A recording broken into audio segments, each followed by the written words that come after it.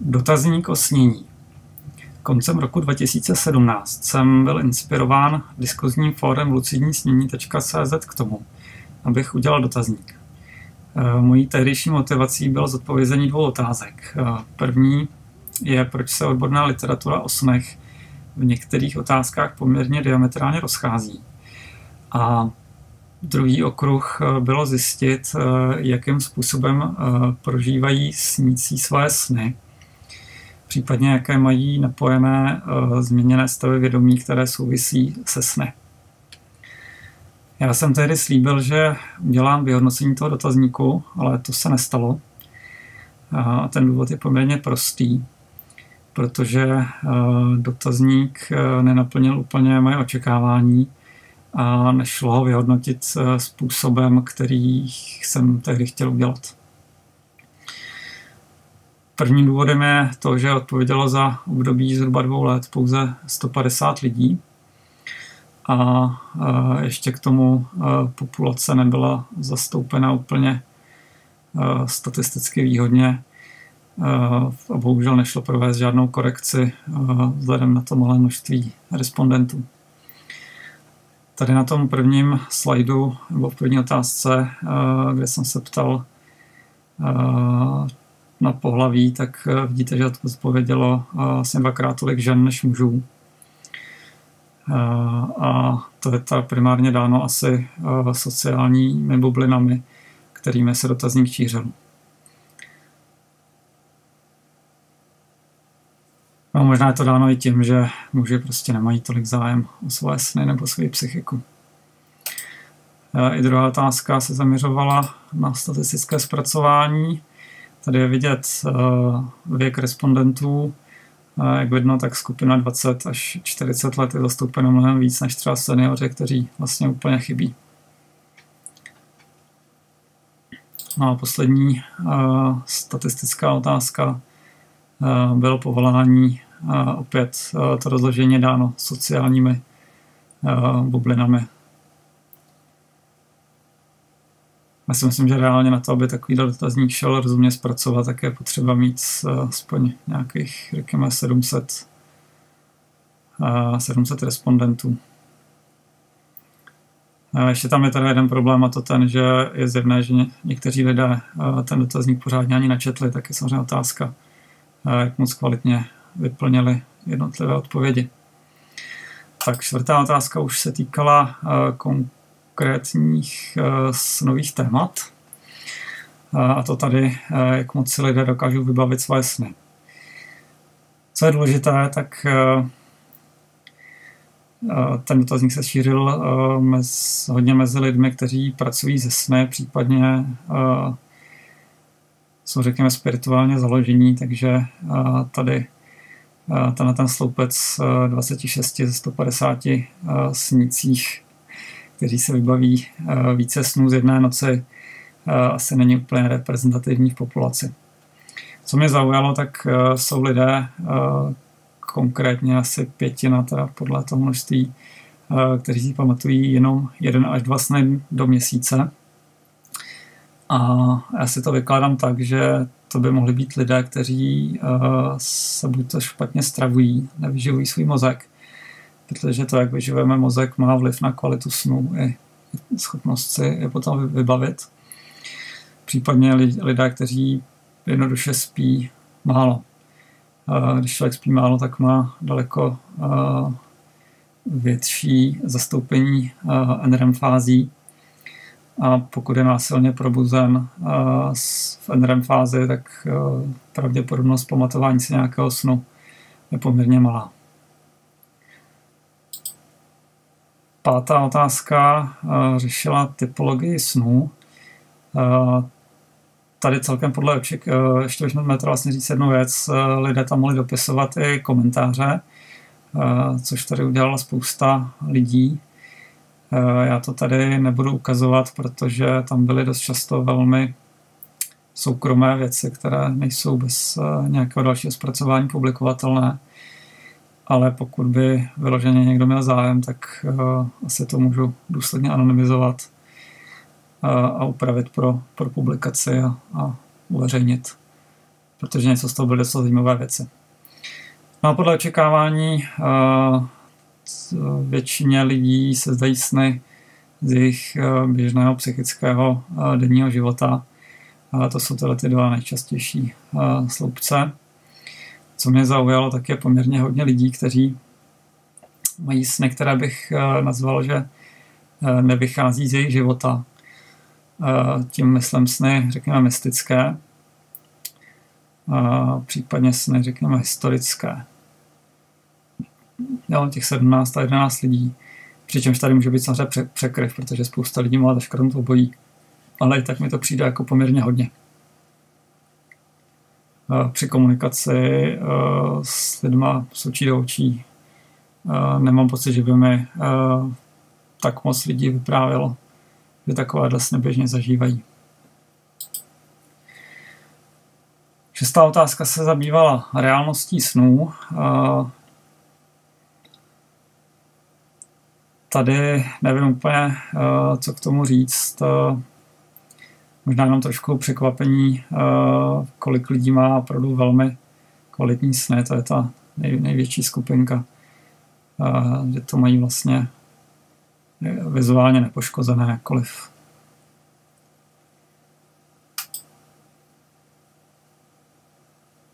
Tak, vizuální kvalita snů. Já to přepnu do jiného zobrazení. Tak tady je vidět poškození těch dat, že vlastně 150 lidí mělo zaškrtnout to políčko a zaškrtlo pouze 101, to znamená třetina lidí v podstatě si nevšimla tohle chytáku.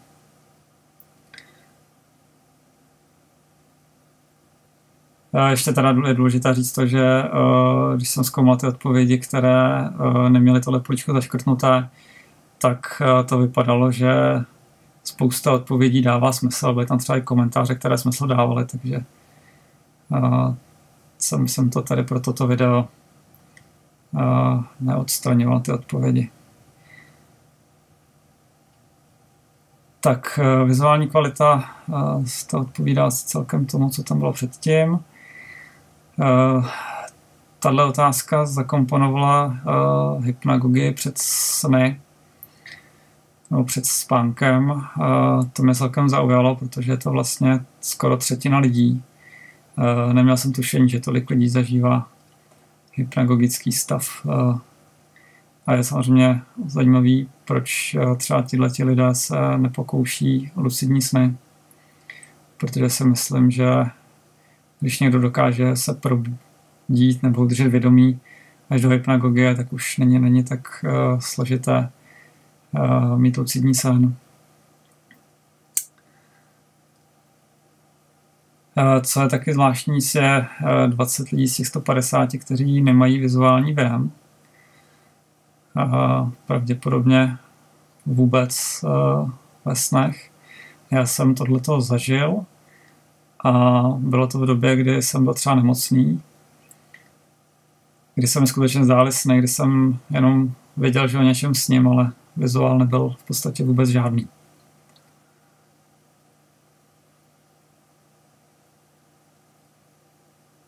Tak pojďme na další.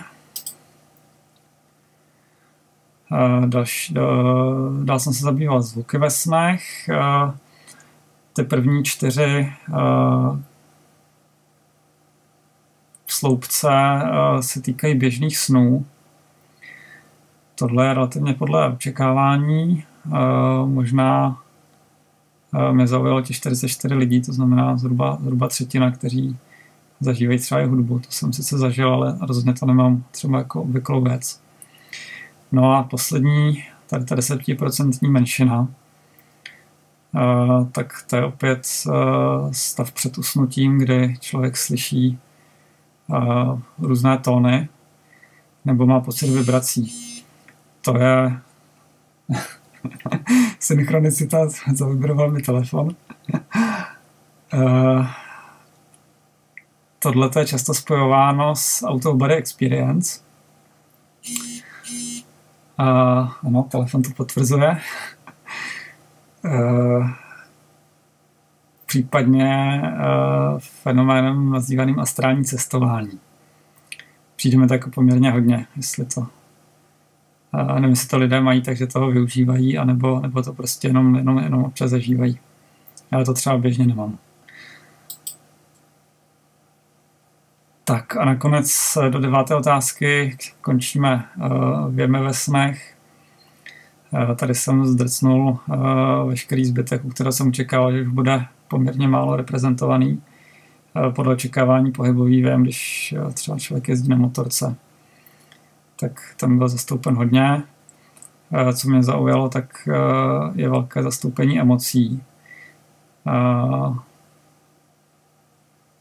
Tady možná jsem měl tu otázku formulovat trošku jiným způsobem. To je asi moje chyba. Tak už se blížíme ke konci. 10. otázka řešila míru svobodné vůle ve snech, to, jak jsme schopni ovládat sny. Nejde teda jenom čistě o lucidní snění, které více či méně ovládám, ale i to, jak sen vnímám, jestli jsem jeho ústřední motiv, nebo jestli to moje jáství je ve snu prožíváno, případně koukám ze třetí osoby na sen jako na film. Co jsem taky možná špatně udělal, tak jsou ty otázky týkající se lucidních snů, například tato, nebo tato, tak nevím, jestli ty možnosti lidi zaškrtli všechny, no by to tak mohlo být,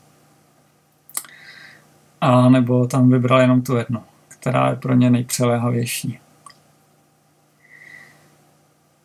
Tak a poslední publikovatelný bod se týká těch navázaných změněných stavů vědomí. Já to opět přepnu, teďka nevím, jestli to je dobrý zobrazení, ale lepší asi nebude. Opět tady byla celá řada komentářů, některé poměrně zajímavé, ale nemůžu je takhle, jak jsou v tom systému zadané, tak je nemůžu ukázat. Co mě zaujalo, tak je poměrně velké množství lidí, kteří se zúčastnili nějakého dechového rituálu nebo práce s dechem. Už méně teda překvapivé bylo množství lidí, kteří něco zažili po intoxikaci. Co bylo velmi zajímavé, tak jsou lidé, kteří jednak umí astrální cestování nebo zažívají out-of-body experience. Těch je opět poměrně hodně. Stejně tak je hodně lidí, kteří zažili různé mystické stavy během meditace. Literatura obecně, pokud se nepletu, tak takhle vysoká čísla, to je 25 lidí ze 150, takže to je šestina, jestli to počítám dobře. Tak tolik se, jestli se nepletu, neuvádí. Jo, tady to až na konce 30 lidí halucinační věm během meditace. Opět je otázka, jestli co tím vlastně lidi myslí, no, to jsem mohla asi formulovat lépe. No, by to chtělo asi ten dotazník udělat sofistikovaněji, ale nepřišel jsem na to, jak ho udělat pro lidi krátký a srozumitelný a současně dobře vyhodnotitelný. No, další zajímavá věc jsou světelné zážitky během meditací. Jestli 30 lidí ze 150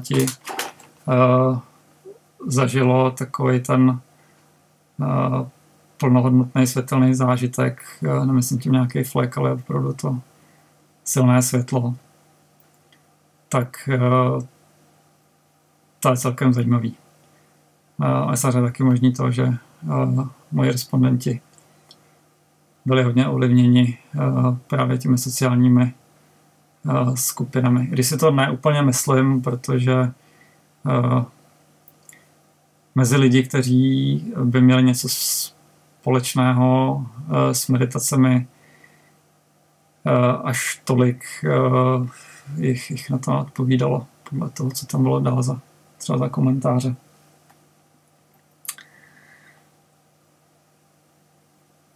No a pak jsem se ptal na psychotiky, to byla spíš kontrolní otázka. Jestli to bude odpovídat statisticky lidem, tak jich trošku míň, ale je fajn, že se aspoň jeden člověk přiznal v uvozovkách k tomu, že má tohle onemocnění. Spousta lidí tohleto tají. Tak doufám, že tohle krátké vyhodnocení touhletou formou ve videu k někomu, k něčemu bude. A já děkuji za pozornost.